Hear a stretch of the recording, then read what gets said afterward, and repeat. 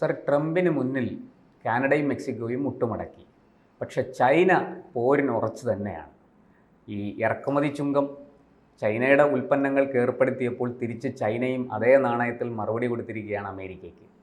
എന്താകും സർ ചൈനയും ട്രംപും തമ്മിലുള്ള ഈ യുദ്ധം? എങ്ങനെയായിരിക്കും അതിൻ്റെ പരിണിത ഫലങ്ങൾ? പഴശ്ശിയുടെ യുദ്ധങ്ങൾ മാത്രമല്ല, ചൈനീസ് ഡ്രാഗണിൻ്റെ പോരാട്ടവും കാണാനിരിക്കുന്നതേ ഉള്ളൂ എന്ന് വേണമെങ്കിൽ ഭംഗിയാന്തരേണ പറയാം. കാനഡയെ വിരട്ടാൻ എളുപ്പമാണ്. മെക്സിക്കോ ദരിദ്ര രാജ്യമാണ്. ഈ രണ്ട് രാജ്യങ്ങളും വലിയ തോതിലാണ് അമേരിക്കയിലേക്ക് കയറ്റുമതി ചെയ്യുന്നത്. അമേരിക്കയ്ക്ക് അവരെ ബുദ്ധിമുട്ടിക്കാനാകും. പക്ഷേ ചൈനയുടെ കാര്യം അങ്ങനെയല്ല. ചൈനീസ് കയറ്റുമതി വലിയ തോതിലാണ്. ലോകത്ത് ഏറ്റവും കൂടുതൽ വ്യാപാരം നടക്കുന്ന രണ്ട് രാജ്യങ്ങൾ അമേരിക്കയും ചൈനയും തമ്മിലാണ്. ഇവിടെ ചൈനയ്ക്ക് അനുകൂലമായ ട്രേഡ് സർപ്ലസ് ആണ്. അതാണ് അമേരിക്കയെ വ്യാകുലപ്പെടുത്തുന്നത്. ഏതാണ്ട് $350 ബില്യൺ ട്രേഡ് സർപ്ലസ് ചൈനയ്ക്കുണ്ട്. അതായത് $350 billion trade deficit Sino American ട്രേഡിൽ അമേരിക്ക അനുഭവിക്കുന്നു. ആ ഡെഫിസിറ്റ് ട്രംപിനെ അലട്ടുന്ന വിഷയം അതാണ്. ഇപ്പോൾ ചൈനയ്ക്കെതിരെ ചുമത്തിയ 10% നികുതിക്ക് ബദലായി ചൈന മറുപക്ഷത്തെ അമേരിക്കൻ ഉൽപ്പന്നങ്ങൾക്ക് അതിൽ എനർജി ഉപാധികൾ ഉണ്ടാകും. എനർജിക്ക് വേണ്ടിയുള്ള കൽക്കരി ഇപ്പോൾ വളരെ കുറച്ചു മാത്രമേ ചൈന ഇറക്കുമതി ചെയ്യുന്നുള്ളൂ. റഷ്യയിൽ നിന്ന് വലിയ തോതിൽ പെട്രോളിയം, നാച്ചുറൽ ഗ്യാസ്, കൽക്കരി എല്ലാം ഇറക്കുമതി ചെയ്യാൻ അവസരമുണ്ടായിരിക്കെ ലോജിസ്റ്റിക്കലി വളരെ ദൂരെ മാറിക്കിടക്കുന്ന അമേരിക്കയിൽ നിന്ന് ഇറക്കുമതി ചെയ്യുന്നത് അത്ര ആദായകരമല്ല. അത് കൽക്കരിയുടെ കാര്യം. അത് 15%. അതുപോലെ പ്രകൃതി വാതകത്തിനും 15% നികുതി ചുമത്തുകയാണ് ചൈന. ഈ രണ്ട് കാര്യങ്ങളും ആകത്തുക എന്ന് പറയുന്നത് ചൈനീസ് ഇറക്കുമതിയുടെ കേവലം 2%, 2 മുതൽ 3% വരെ മാത്രമേ ഉള്ളൂ. ഇത് വളരെ പെട്ടെന്ന് തന്നെ ചൈനയ്ക്ക് റീറൂട്ട് ചെയ്യാനും വേറെ രീതിയിൽ അതിനെ സോഴ്സ് ചെയ്യാനും സാധിക്കും. മറ്റ് രാജ്യങ്ങളിൽ നിന്നും സോഴ്സ് ചെയ്യാൻ സാധിക്കും. കണ്ടെത്താൻ പറ്റും. ഇറാൻ ഉണ്ട്, റഷ്യ ഉണ്ട്. ഇതൊക്കെ ടെറിറ്റോറിയലി അടുത്ത് നിൽക്കുന്ന രാജ്യങ്ങളാണ്. അതുകൊണ്ട് ചൈനയ്ക്ക് നിഷ്പ്രയാസം അമേരിക്കയിൽ നിന്നുള്ള എണ്ണ ഇറക്കുമതിയെ വേണ്ട എന്ന് വെക്കാം. ക്രൂഡ് ഓയിൽ ഇറക്കുമതിക്ക് 10%.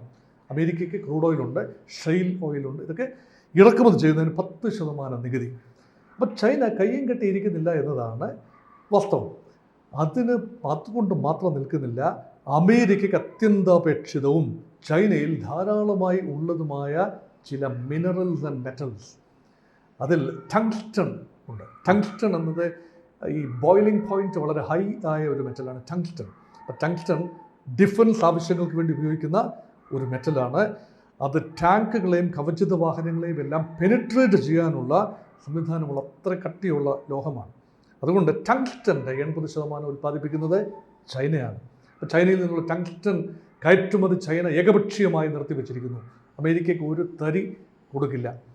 2, മോളിബിഡിനം, അതുപോലെയുള്ള റെയർ എലമെൻറ്റ്സ് ആൻഡ് മെറ്റൽസ്, അതിൻ്റെ എല്ലാം കയറ്റുമതി ഏകപക്ഷീയമായി ചൈന നിർത്തിവെച്ചിരിക്കുന്നു. അപ്പോൾ അമേരിക്ക ഒട്ടും പ്രതീക്ഷിച്ചൊരു കാര്യമല്ല. നികുതി ചുമത്തുമ്പോൾ കയറ്റുമതി തന്നെ ചില കാര്യങ്ങളിൽ നിർത്തിവെക്കുന്നു എന്ന് പറയുമ്പോൾ അമേരിക്കയുടെ ഡിഫൻസ് ഇൻഡസ്ട്രിയുടെ ഫൈൻ ട്യൂണിങ് ബുദ്ധിമുട്ടിലായി വരും.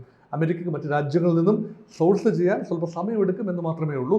അത് വലിയൊരു പ്രതിസന്ധി സൃഷ്ടിക്കുന്നില്ല. പക്ഷേ ഈ വ്യാപാര യുദ്ധം ചൈന മാറി നിൽക്കുന്നു. യഥാർത്ഥത്തിൽ കാനഡയുമായും മെക്സിക്കോയുമായുള്ള വ്യാപാര യുദ്ധത്തിൽ 1 മാസത്തെ ഇടവേള എടുത്തിരിക്കുകയാണ് ട്രംപ്. അതായത് ഈ പറയുന്ന ടാക്സ് 10%, 15% നികുതി കാനഡ, മെക്സിക്കോ ഉൽപ്പന്നങ്ങൾക്ക് ചുമത്തുന്നത് 1 മാസത്തേക്ക് തടഞ്ഞു വെച്ചിരിക്കുന്നു, ടാരിഫ്. എന്നാൽ ചൈനയുടെ ടാരിഫ്, ചൈനീസ് ഇറക്കുമതിയുടെ ടാരിഫ് നിലവിൽ വന്നു കഴിഞ്ഞു ഈ ചൊവ്വാഴ്ച. ഉടനെ തന്നെ ചൈനയും ബദൽ ഇറക്കുമതി നിയന്ത്രണവുമായി അല്ലെങ്കിൽ ടാരിഫുമായി വന്നിരിക്കുന്നു. അതുകൊണ്ട് വ്യാപാര രംഗം വ്യാപാര പോര് കൊഴുക്കുകയാണ്. സർ, ഈ ചൈന ഇത്തരം സാധനങ്ങൾ കയറ്റുമതിക്ക് നിരോധനം ഏർപ്പെടുത്തുമ്പോൾ അത് ചൈനയുടെ ഒരു സാമ്പത്തിക സ്ഥിതിയെയും ബാധിക്കില്ലേ? ചൈനയുടെ എക്കോണമിയെ അത് ദോഷകരമായിട്ട് ബാധിക്കില്ലേ? ചൈനീസ് ഇക്കോണമി ഒരു പരിധിവരെ ഊർജ ഉപാധികൾ ഒഴിവാക്കി നിർത്തിയാൽ ഏതാണ്ട് സെൽഫ് സഫീഷ്യൻ്റാണ്. ചൈനീസ് ഇറക്കുമതിയുടെ സിംഹഭാഗവും വരുന്നത് റഷ്യയും അയൽ രാജ്യങ്ങളുമാണ്. സോവിയറ്റ് യൂണിയൻ്റെ ഘടക റിപ്പബ്ലിക്കുകളായിരുന്ന ഉസ്ബെക്കിസ്ഥാൻ, കസാക്കിസ്ഥാൻ, ടർക്ക്മെനിസ്ഥാൻ, കിർഗിസ്ഥാൻ, ഇവിടെ എല്ലാം വലിയ തോതിലുള്ള പ്രകൃതിവാതകം ഉണ്ട്. റഷ്യയിൽ നിന്നും വൻതോതിലാണ് എണ്ണ ഇറക്കുമതി, ക്രൂഡ് ഓയിൽ. അപ്പം ക്രൂഡ് ഓയിൽ. അപ്പം മാറി വന്ന ലോക സാഹചര്യത്തിൽ ചൈന റഷ്യ ബന്ധം വളരെ ദൃഢമാവുകയാണ്. അത് മാത്രമല്ല ബ്രിക്സ് കുറച്ചുകൂടെ ശക്തിമത്താവുകയാണെങ്കിൽ ഒരു കോമൺ കറൻസി ഫോർ ബ്രിക്സ് എന്നത് ചൈനയുടെയും റഷ്യയുടെയും ആവശ്യമായി വരികയാണ്, ഡോളറിന് ബദലായി.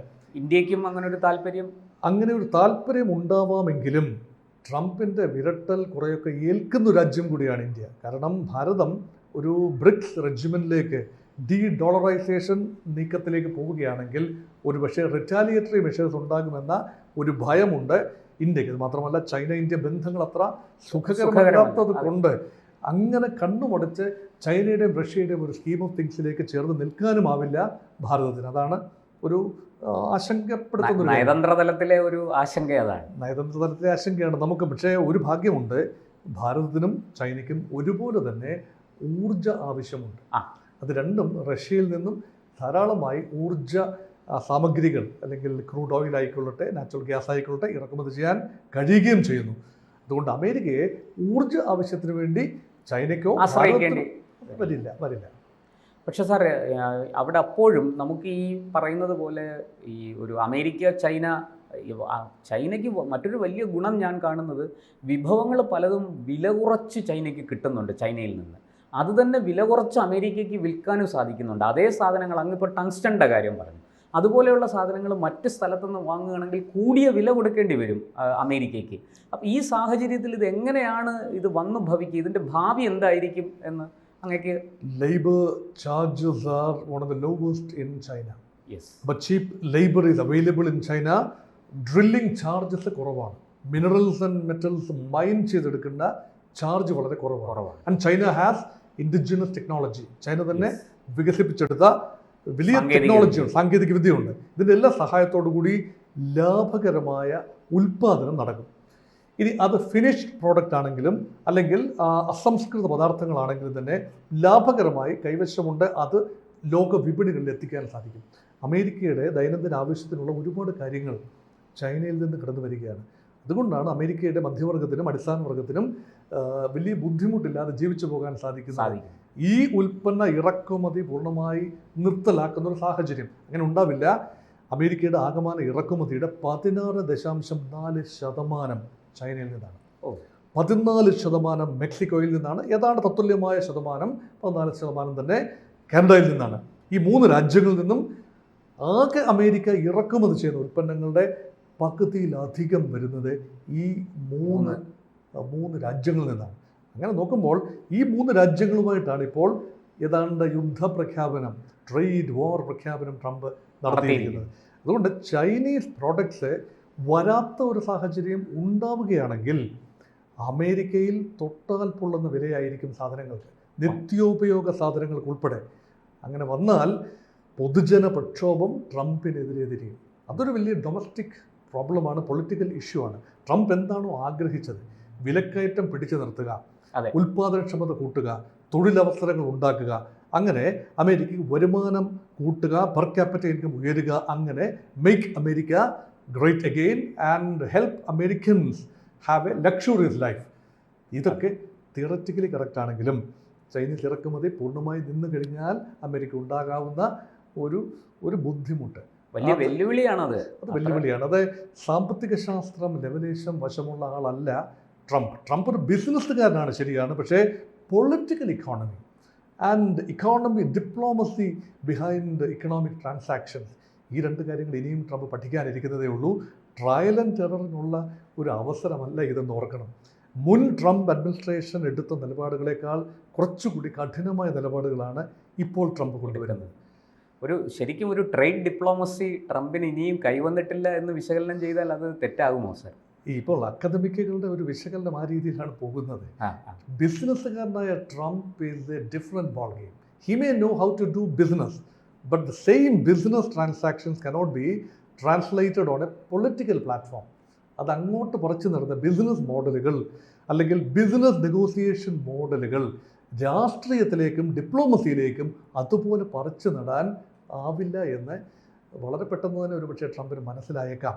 അങ്ങനെയെങ്കിൽ ഇപ്പോൾ കാണുന്ന അമേരിക്കയ്ക്ക് ഒരു അഡ്വാൻറ്റേജ് ഉണ്ട് എന്ന മട്ടിലുള്ള നിഗമനങ്ങൾ പൂർണ്ണമായും തെറ്റാണെന്ന് പിൽക്കാലത്ത് ഒരുപക്ഷെ പറയേണ്ടി വന്നു. തിരിച്ചറിഞ്ഞേക്കും. എന്തായാലും വെല്ലുവിളികളെ അവസരങ്ങളും സാധ്യതകളുമാക്കി മാറ്റാൻ ട്രംപിന് സാധിക്കുമോ എന്നുള്ളതാണ് ലോകരാഷ്ട്രങ്ങളും ലോകത്തിലെ എല്ലാ സാമ്പത്തിക വിദഗ്ധരും നയതന്ത്ര വിദഗ്ധരും ഉറ്റുനോക്കുന്നത്. ട്രംപ് അവിടെ എത്ര വിജയിക്കും എന്ന് കാലം തെളിയിക്കേണ്ടതാണ്.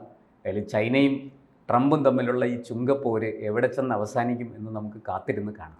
കൂടുതൽ വാർത്തകളും വിശേഷങ്ങളും നിങ്ങളിലേക്ക് എത്താൻ ABC മലയാളം സബ്സ്ക്രൈബ് ചെയ്യുക, ബെൽ ബട്ടണും അമർത്തുക.